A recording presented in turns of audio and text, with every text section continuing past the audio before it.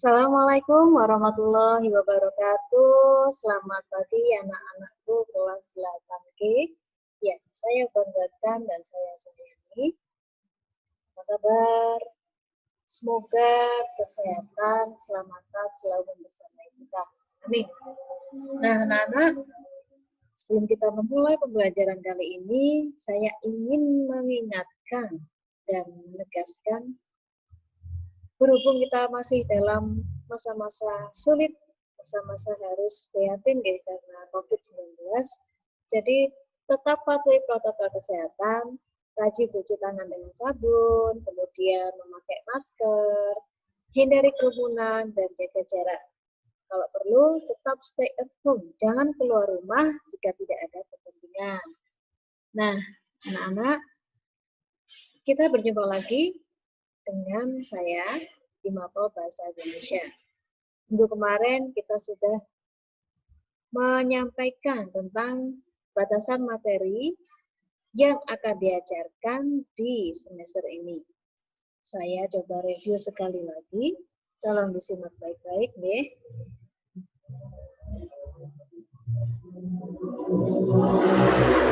Nah, ini anak-anak.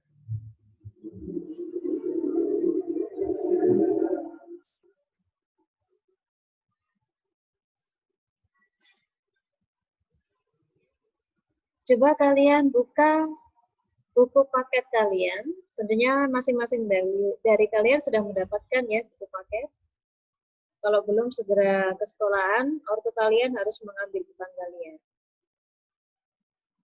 Di sini kalian buka di daftar isi. Kemudian kita cocokkan dengan batasan materi yang disampaikan. Nah ini, kalian lihat. Untuk kelas 8 Bahasa Indonesia, di aspek pengetahuan ini,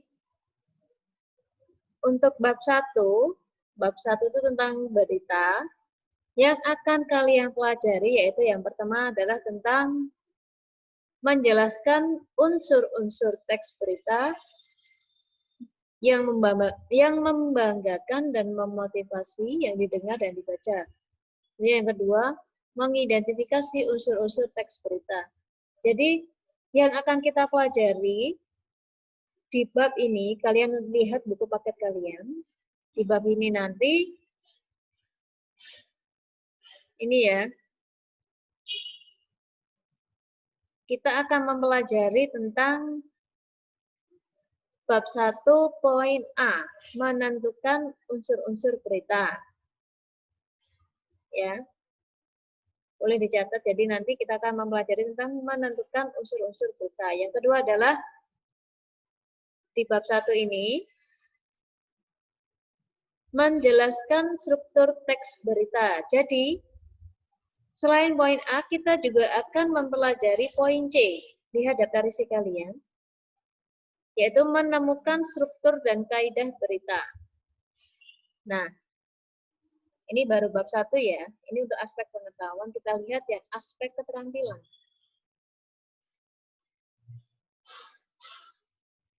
Yang keterampilan nanti,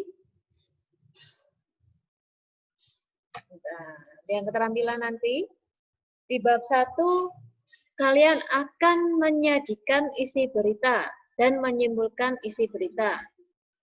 Jadi ini masuk ke poin D dan B. Poin B dan D. Kemudian menyusun teks berita. Nah, di batasan materi PJJ ini, di bab 1, kita mempelajari semua, tapi kita ringkas ya, seringkas-ringkas mungkin. Nah, anak-anak, kita masuk ke bab 1 yaitu berita seputar Indonesia. Silahkan dibuka buku paket kalian. Karena di sini saya juga akan memakai itu.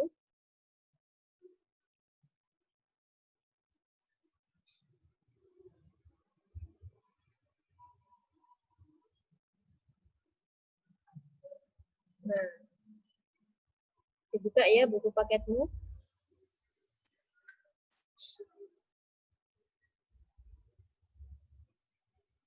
Ini.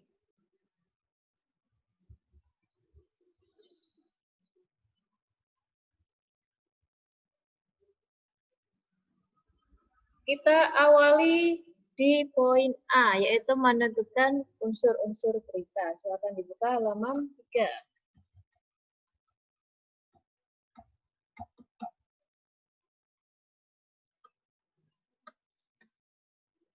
Nah, tujuan pembelajaran di bab ini adalah kalian diharapkan mampu menjelaskan pengertian berita, kemudian kalian juga diharapkan mampu mengidentifikasi unsur-unsur teks berita yang kalian dengar dan kalian baca.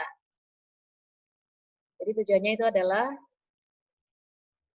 menjelaskan pengertian berita dan mengidentifikasi unsur-unsur teks berita. Nah, sebelum kita masuk tentang teks berita, apa sih yang dimaksud dengan berita itu? Nih, coba kalian lihat soal-soal di halaman ini ya.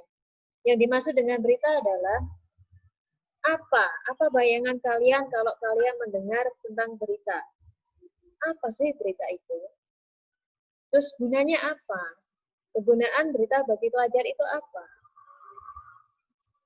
Yang dimaksud dengan berita adalah apa coba?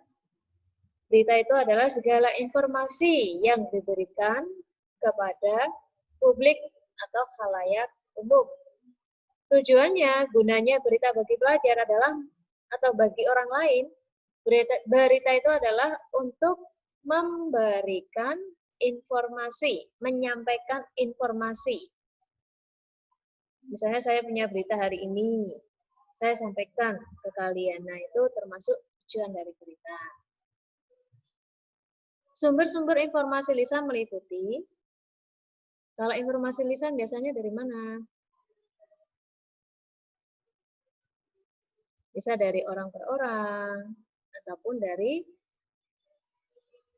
sumber media yang lain. Nah, ini adalah contoh berita. Coba kalian baca.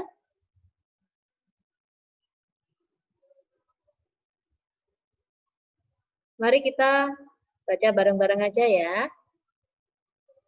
Nah, nih lihat. Dengarkan berita berikut dengan baik.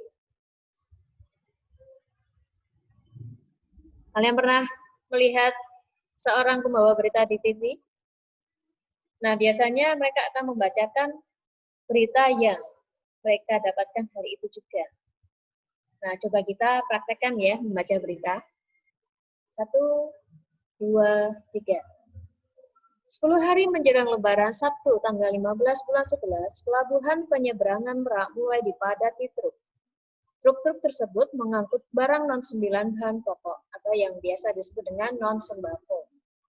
Tingginya arus truk dalam 2 hari terakhir berkaitan dengan adanya larangan melintas bagi truk non-9 bahan pokok non-sembako pada tanggal 21 sampai tanggal 25 November. Larangan tersebut berlaku bagi truk bersumbu lebih dari 2, truk gandengan, truk tempelan, dan truk kontainer. Penemukan truk bersumbu 2 tersebut, seperti di Pelabuhan Merak, menyebabkan antrean truk sekitar 100 meter dari pintu masuk kapal. Antrean terjadi di dermaga 1 hingga dermaga 4, tetapi antrean tersebut masih dalam batas normal. Antrean belum membeludak ke luar area parkir pelabuhan. Akan akibat penumpukan truk itu, beberapa sopir truk mengaku harus menunggu sekitar 2 hingga 4 hari untuk bisa masuk kapal. Sumber Kompas dengan beberapa penyesuaian. Jadi anak-anak, ini adalah contoh berita yang bersumber dari Kompas. Kompas itu bisa online, bisa offline, bisa berupa koran atau bisa dari internet. Nah, ini adalah contoh berita. Berita tentang penumpukan truk di Pelabuhan Penyeberangan Merak. Coba kalian baca lagi selanjutnya. Nah, coba kita diskusikan bareng-bareng ya, karena kita tidak bisa bertatap muka, jadi kita diskusikan lewat sini saja. Berdiskusilah dengan 3-4 temanmu, diskusikan isi yang disampaikan dalam berita tersebut. Nah, ini coba kalian lihat. Ketika kita mengidentifikasi informasi yang disampaikan dalam berita tadi, nanti kita akan menemukan ada unsur-unsur yang terdapat dalam berita tersebut. Contohnya ini, perhatikan. Ya, perhatikan kembali teks tentang peristiwa menjelang Lebaran pada bagian sebelumnya. Teks tersebut ternyata memiliki unsur-unsur sebagai berikut. Unsur-unsurnya, peristiwa apa yang terjadi? Apa sih yang terjadi? Gitu kan? Berita itu apa yang terjadi di berita itu? Apa sih yang diinfokan, yang diberitakan? Jawabannya adalah padatnya Pelabuhan Merak karena dipadati oleh beberapa truk, kan? Terus dua, siapa yang mengalami peristiwa itu? Siapa? Tadi kasusnya adalah Pelabuhan Merak itu dipadati dengan truk. Nah, yang mengalami itu siapa? Ini adalah truk-truk mengangkut barang non sembako. Dijelaskan dari berita tadi dijelaskan seperti itu. Jadi dua poin ini kita sudah mendapati apa, kemudian siapa.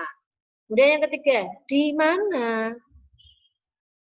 berita itu atau peristiwa itu terjadi. Di mana berarti berkaitan dengan tempat. Jawabannya di Pelabuhan Penyeberangan Merak. Kemudian 4, kapan? Kapan peristiwa itu terjadi? Kapan itu hubungannya dengan waktu? Maka jawabannya 10 hari menjelang Lebaran. Sabtu tanggal 15 bulan 11. Kemudian pertanyaan selanjutnya, mengapa? Mengapa peristiwa itu terjadi? Kok bisa truk itu numpuk gitu kan? Kok bisa-bisanya sih truk itu memadati Pelabuhan Merak? Mengapa?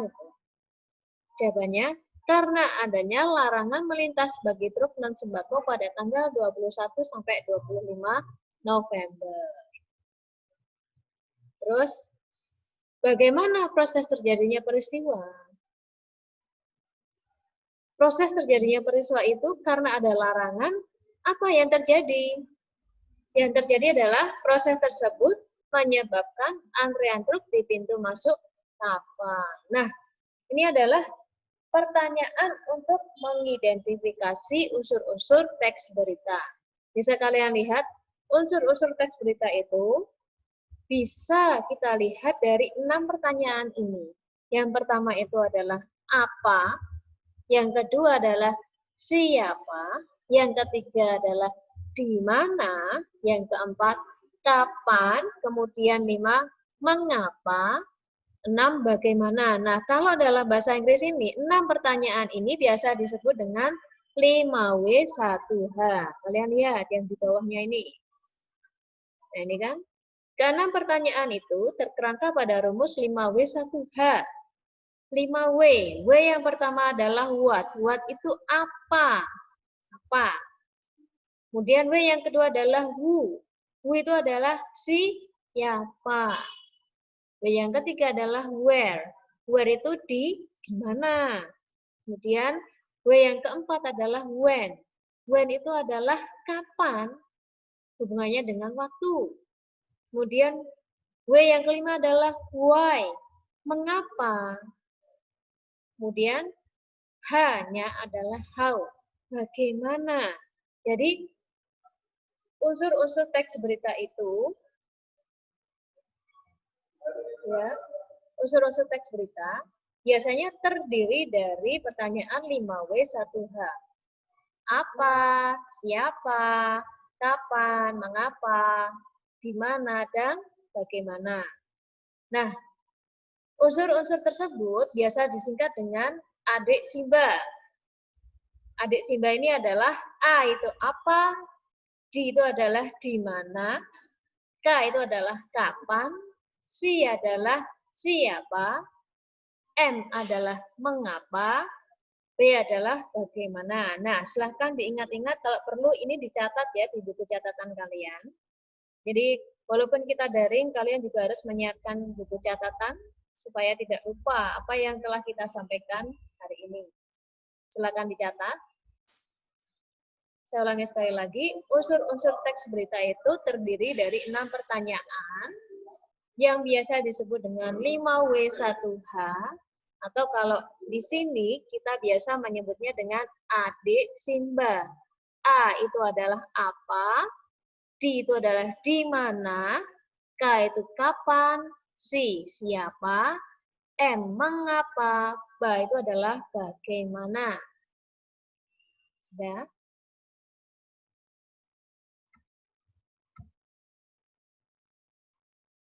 Nah, anak-anak, untuk ini nanti bisa kalian pelajari sendiri.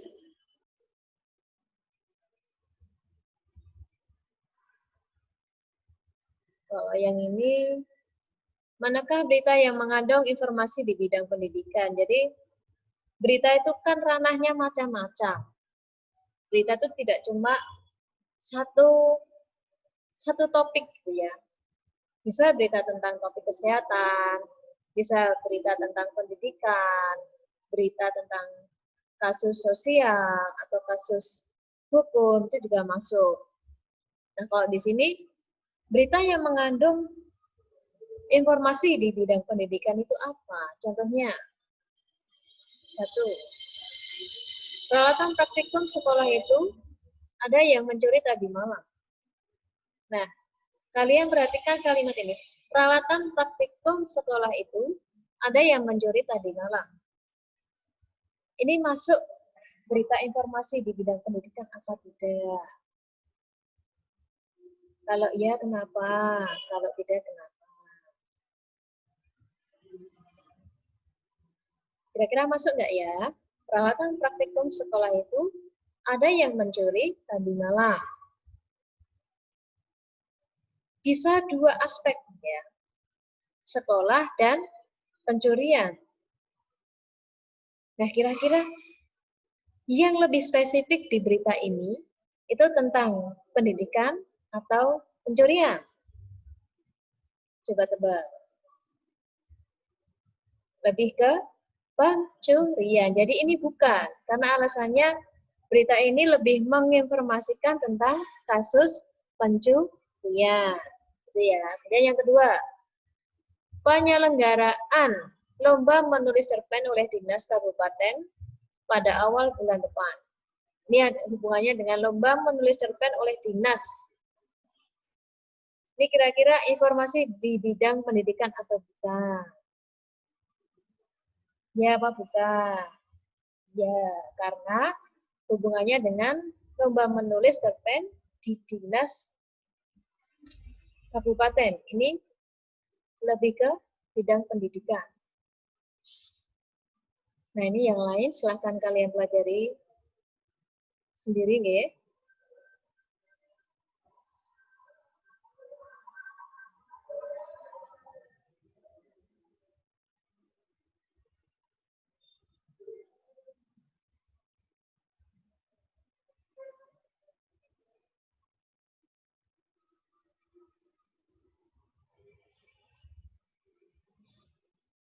Nah, untuk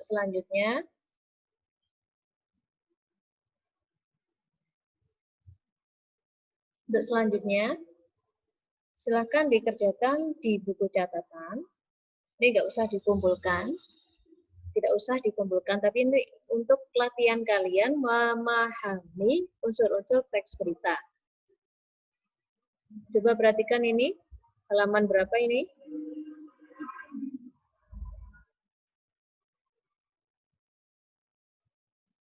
Halaman 6.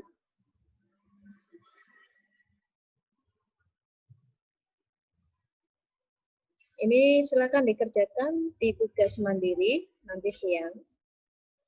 Dikerjakan tetapi tidak usah dikumpulkan.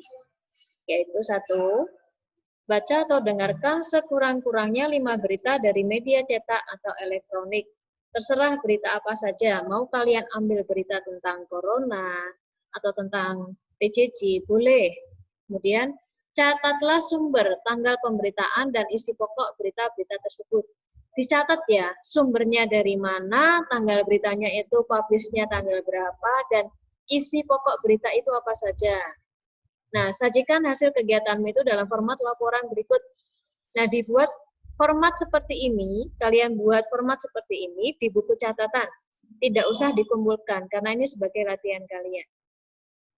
Kalau sudah, nanti difotokan saja ke Bu Eli ya.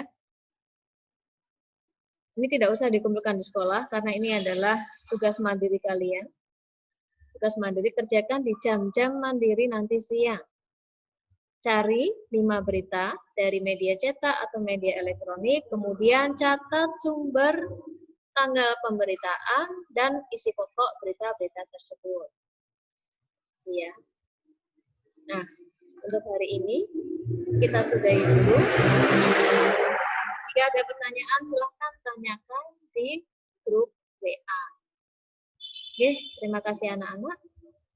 Salam sehat, salam semangat. Assalamualaikum warahmatullahi wabarakatuh.